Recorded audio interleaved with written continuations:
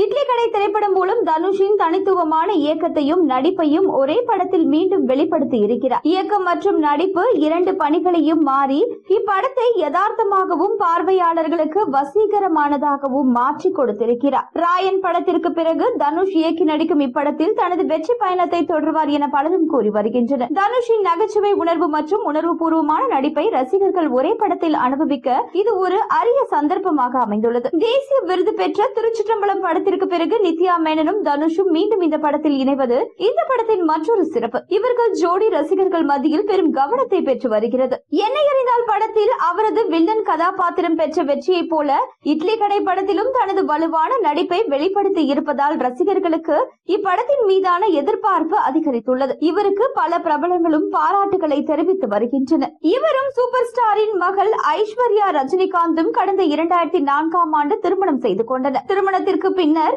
ஐஸ்வர்யா ரஜினிகாந்த் இயக்குநராக உருவெடுத்தார். அவரது இயக்கத்தில் முதலில் வெளியான படமான 3 படத்தில் தனுஷ் கதாநாயகனாக நடித்தது மட்டுமில்லாமல் இன்றைக்கும் இசை உலகை கலக்கி கொண்டு உள்ள அனிருத்தை அறிமுகப்படுத்தியது தனுஷ் ஐஸ்வர்யா ரஜினிகாந்த் கூட்டணிதான். இந்த ஆண்டு தனுஷ் மற்றும் ஐஸ்வர்யா ரஜினிகாந்த் விவாகரத்து பெற்று பிரிந்தார்கள். இது ரசிகர்களுக்கு அதிர்ச்சியை கொடுத்தது. இருவரும் பிரிந்து வாழ்ந்தாலும் படங்கள் வெளியாகும் பொழுது வாழ்த்துக்களை கூறுவதை வழக்கமாகவும் பிள்ளைகளின் முக்கிய நிகழ்வுகளில் ஒன்றாக கலந்து கொண்டும் வருகிறார்கள். தற்பொழுது தனுஷின் இட்லி கடை படத்திற்கு ஐஸ்வர்யா வாழ்த்து கூறியிருப்பதாகவும் சொல்லப்படுகிறது. இதனை பார்த்த ரஜினிகாந்த் பிரிந்தாலும் இருவரும் பிள்ளைகளின் எதிர்காலத்தையும் பற்றி யோசிப்பது சிறப்பாக செயல்படுவதாக நெகிழ்ந்து பேசியிருக்கிறார். ரஜினிகாந்தின் தீவிர ரசிகராக எப்பொழுதுமே தனுஷ் இருப்பதை அனைவரும் பார்த்திருப்போம்.